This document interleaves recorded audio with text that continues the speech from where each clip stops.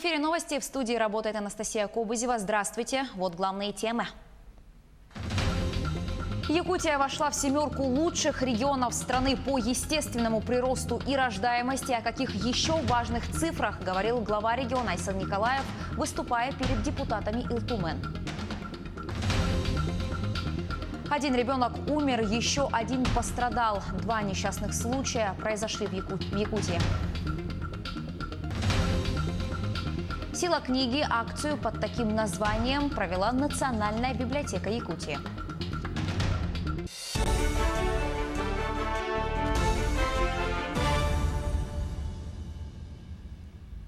Якутия лидирует по показателям социальной жизни и экономического роста среди регионов Дальнего Востока. Об этом заявил глава региона Айсан Николаев во время доклада об итогах деятельности органов государственной власти республики за 2019 год, в том числе по вопросам Госсобрания Илтумен.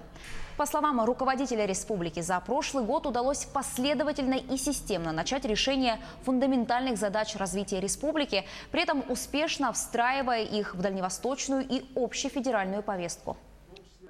По естественному приросту, по рождаемости, по сокращению миграционного оттока населения мы вошли в семерку лучших регионов страны. Ожидаемая продолжительность жизни за прошлый год, 73 года, самая высокая в нашем макрорегионе. За прошлый год реальные денежные доходы граждан возросли почти на 2%, а уровень бедности снизился на 1%. За этими, на первый взгляд, не впечатляющими цифрами улучшение благосостояния почти 6,5 тысяч жителей республики. Напомню, у нас в прошлом году мы смогли снизить число бедных в нашей республике почти с 19% до 17,8%. И принятые законодательные решения о мерах помощи семьям с детьми, о налоговых льготах, работа по поддержке предпринимательства занятости якутян, безусловно, дали свои результаты. Говорил Айсан Николаев и о ситуации, которая складывается в Якутии в связи с распространением COVID-19. Он отметил, что перед регионом стоит задача не допустить критичного падения отраслей реального сектора, малого и среднего бизнеса. Глава региона добавил, что снижение доходов бюджета республики системообразующих предприятий будет значительным. Колоссальный удар за всю свою историю уже получила алмазодобывающая отрасль. Из-за падения цен на нефть снижаются доходы и нефтяных компаний. Рост валового регионального продукта республики в прогнозируемом до пандемии варианте под большим вопросом. Перед нами стоит задача не допустить критичного падения отраслей реального сектора, малого и среднего бизнеса. На федеральном и республиканском уровнях приняты беспрецедентные меры поддержки наиболее пострадавших отраслей экономики. Это авиационная отрасль, торговля непродовольственными товарами, общественное питание, туризм, сфера услуг. Для системообразующих организаций республики будут реструктуризированы бюджетные кредиты, предоставляются государственные гарантии и прямые субсидии.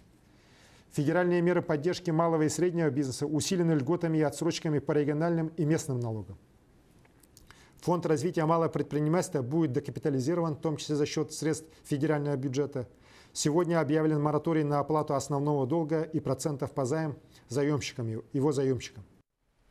Государственная Дума в третьем окончательном чтении приняла пакет мер по поддержке граждан и бизнеса в условиях угрозы распространения COVID-19.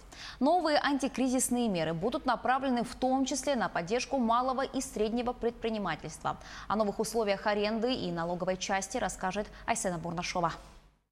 В первую очередь закон позволит субъектам малого и среднего предпринимательства расторгнуть договоры аренды без штрафов, при условии, если арендодатель откажет снизить арендную плату. И, как сказано в законопроекте, обеспечительный платеж арендатору возвращаться не будет. Малые и средние компании, работающие в отраслях экономики, в наибольшей степени пострадавшие от коронавируса, получают право досрочно расторгнуть договорные отношения аренды до 1 октября 2020 года без возмещения убытков в виде упущенной выгоды. Такое возможно, если арендатор обратился к арендодателю с предложением о снижении арендной платы и ему в этом было отказано. За аренду государственного и муниципального имущества выкупные платежи для МСП могут быть отсрочены от 6 месяцев до 1 года. Сроки уплаты административных штрафов будут также пролонгированы до 180 дней. Но это не касается тех, что связаны с нарушением антикоронавирусных мер. Их лучше просто не допускать. Также спасательным кругом для предпринимателей может стать освобождение от уплаты налогов. Субъекты малого и среднего предпринимательства из наиболее пострадавших отраслей и социально ориентированные некоммерческие организации будут освобождены от исполнения обязательств от уплаты налогов и страховых взносов, начисленных во втором квартале 2020 года. Для индивидуальных предпринимателей, не работодателей, осуществляемых деятельность в наиболее пострадавших сферах, будут установлены страховые взносы на обязательное пенсионное страхование в фиксированном размере за расчетный период 2020 год. Среди неотложных мер поддержки также принцип лицензии автоматом в области охраны труда и аварийно-спасательных служб. Ряд разрешений и в туризме. Например, в ход пойдут равнозначные ваучеры за несостоявшиеся туры. Эти и другие меры вступят в силу после подписания документа президентом России. Пока законопроект направлен на согласование в Совет Федерации. Немаловажным для предпринимателей республики является и учет специфики региона в части субсидий в размере МРОТ. Сейчас эта выплата составляет 12 100 рублей. О необходимости учета северной надбавки говорят и депутаты Госдумы. Работа ведется. Наши предприниматели ведут свою деятельность в более сложных условиях и имеют более высокую нагрузку по затратам. В Государственной Думе работает комиссия по выработке мер по поддержке малого и среднего бизнеса. И Республика Саха-Якутия свои предложения в части северных выплат передала в данную комиссию. Я надеюсь, что мы дальше продолжим эту работу и наши предложения будут учтены. Айсена Бурнашова, Джур Березкин, Москва. Недропользователя «Титан Автотрейд», который работает на территории села Иенгра, оштрафовали на 100 тысяч рублей. Прокурорская проверка показала, что компания не провела этнологическую экспертизу. И это не единственные нарушители. Кооператив «Артель старателей Пламя» также не провели этнологическую экспертизу. Прокуратура города Нерюнгри вынесла постановление о возбуждении дела об административном правонарушении. На территории Нерюнгринского района образованное муниципальное образование Иенгринский и Эвенкийский национальный наследие, где компактно проживают коренные малочисленные народы Севера и Эвенки. Всего на территории данного наследия осуществляет деятельность 20 недропользователей, которые осуществляют производственную деятельность по добыче полезных ископаемых. Ответственность за непроведение этнологической экспертизы при осуществлении данной хозяйственной деятельности предусмотрена Кодексом о административных правонарушениях Республики Саха-Якутия, в частности статьей 4.8 и 4.9. Данные статьи предусматривают ответственность в отношении виновных лиц в виде штрафа до 100 тысяч рублей. Ребенок погиб в горящем гараже в Якутске. Трагедия произошла на территории Сот-Озерной. На месте происшествия работают пожарные и дознаватель отдела надзорной деятельности и профилактической работы города Якутска. Еще один несчастный случай произошел в селе Намцы, где из балкона второго этажа выпал 2-летний ребенок. Девочка играла со своим 4-летним братом, пока родители находились в других комнатах квартиры. Ребенка госпитализировали с кататравмой и закрытым компрессионным переломом 8-го позвонка. Материалы дела направлены в Следственный комитет республики для дальнейшей проверки. Следственное управление Следственного комитета Российской Федерации по Республике Саха-Якутия обращает внимание жителей республики на необходимость осуществления постоянного контроля за поведением детей. Ежегодно в республике по недосмотру взрослых фиксируются случаи выпадения детей из окон и балконов высотных домов. В текущем году первый случай при зафиксированном потеплении уже произошел в Якутии. 25 мая с балкона своей квартиры, расположенной на 2-м этаже дома в селе Намцы, выпала 2-летняя девочка. С кататравмой и закрытым компрессионным переломом 8-го позвонка ребенок был госпитализирован в больницу. Установлено, что девочка играла со своим 4-летним братом, а их родители находились в других комнатах квартиры. Для оперативного реагирования и проведения неотложных первоначальных мероприятий материалы по данному случаю из органов внутренних дел переданы в следственные органы Следственного комитета России для производства дальнейшей проверки. Антинаркотический месячник стартовал в республике из-за коронавируса. Все мероприятия будут проводиться в дистанционном форме. Например, нуждающиеся лица могут получить консультации по вопросам лечения или реабилитации по номеру телефона, который вы сейчас видите на своих экранах. Мероприятия в рамках месячника также призваны способствовать приобщению детей и подростков к здоровому образу жизни. В программе месячника предусматривается проведение мероприятий по профилактике наркомании в социальных сетях, публикации и выступления в средствах массовой информации по вопросам профилактики употребления наркотиков и других психоактивных веществ, работа телефона доверия, горячей линии медицинских организаций. Кроме того, желающие могут получить телефонные консультации по вопросам лечения наркомании и реабилитации наркопотребителей врачами, психиатрами, наркологами медицинских организаций республики. Первый сезон летнего отдыха детей в Якутии начнется с 15 июня. Об этом сообщает Министерство образования и науки региона. Из-за пандемии первый сезон пройдет в онлайн-форме с использованием дистанционных образовательных технологий. Для тех населенных пунктов, где слабая интернет-связь, предлагаются кейс-технологии. Для этого нужен только компьютер. Второй сезон планируют организовать в смешанной форме, а третий сезон в традиционной, то есть очной форме при снятии ограничительного режима. Национальная библиотека республики провела вторую республиканскую сетевую акцию «Сила книги» в Общероссийский день библиотек. Акция прошла в формате видеоконференции и была приурочена к 75-летию Победы. В прямом эфире на платформах Instagram, Facebook и Zoom участники зачитывали отрывок повести о настоящем человеке Бориса Плевова. Акция прошла почти во всех библиотеках республики. Вопросы задавали даже дети маленькие, вот это по голосу где-то лет 5 тоже задавала девочка вопрос. Я прочитал отрывок из повести военного журналиста Бориса Полевого, повесть о настоящем человеке. Эта повесть, конечно, меня очень,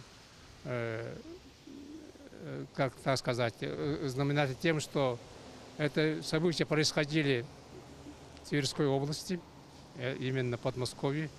И война была, конечно, очень тяжелая, суровая. И вот в Тверской области очень много наших якутян тоже принимали участие, многие погибли.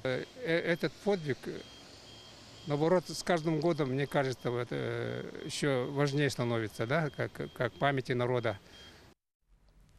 26 мая на Балтийском заводе состоялась техническая закладка третьего серийного атомного ледокола проекта 22220. Будущий корабль получит название «Якутия». В торжественной церемонии приняла участие делегация из республики, а строить ледокол будут и наши земляки. Все подробности в следующем материале. Самый большой, уникальный, мощный, современный – это все можно сказать о новом атомном ледоколе проекта 22220 «Арктика». Первый флагманский корабль этого типа уже спущен на воду, еще 2 строятся. И на этой неделе прошла техническая закладка 4-го гиганта, который будет бороздить воды Ледовитого океана. Назвали атомоход «Якутия». По традиции морские суда именуют в честь регионов, примыкающих к Северному морскому пути. Причем строить корабль будут и наши земляки, которые работают на Балтийском заводе. Я в Якутии работал в Ленском управлении водных путей судоходства, зам руководителя. Сюда приехал, как говорится, на ступень пониже, но тем не менее, значит, работаю по профессии. Потом сюда подтянулся мой сын, он родился в Якутске, закончил университет водных коммуникаций, также здесь работает инженером, механиком в нашем цехе. Честно говоря, я пришел на работу, и на следующий день приходит Артем, и он прочитал информацию, что будет называться Якутия. Ну, сначала я не поверил, а потом я прочитал в соцсети, что действительно. И для нас это будет большая честь его строить. Якутия все-таки наша родная, поэтому будем строить с большой радостью. Ледоколы проекта 22220 уникальны. Несмотря на свои гигантские размеры, длина судна 173 метра, это почти 2 футбольных поля, атомоходы могут работать как в море, так и в устьях сибирских рек. Эти ледоколы должны проводить караваны кораблей в арктических условиях, пробивая лед толщиной до 3 метров. Уверен, Якутия-ледокол и Якутия-республика будут играть важную роль в развитии Северного морского пути. В начале года президент России Владимир Путин утвердил основы государственной политики страны в Арктике на период до 2035 года. Среди основных национальных интересов Российской Федерации в Арктике названо развитие Северного морского пути в качестве конкурентоспособной на мировом рынке национальной транспортной коммуникации России. Последние пару лет якутская Арктика переживает настоящее возрождение. В Тикси вернулись военные, заработал порт. Он стал опорным пунктом Северного морского пути. Причем новые ледоколы позволят решить проблемы и с северным завозом в Якутию. Они обеспечивать будут почти круглогодичную навигацию. А это значит, что накапливая генеральные и прочие грузы для обеспечения арктических наших территорий, допустим, в порту Тикси, мы сможем гарантированно обеспечивать всем тем, что необходимо сегодня для жителей Арктики, для развития всех наших арктических территорий. Причем мегапроекты Якутии, связанные с возрождением водной магистрали, на этом не заканчиваются. Например, Жатайская судоверфь должна строить корабли, которые тоже будут вовлечены в общую сеть Северного морского пути. И все это вклад в дальнейшее активное развитие Республики Саха-Якутия. Максим Кардозу, Айсена Бурнашова, Виктор Олесов, Санкт-Петербург, Москва. К этой минуте у меня пока вся информация. Еще больше новостей на наших официальных сайтах як24.ру и nvk-online.ru. Оставайтесь с нами.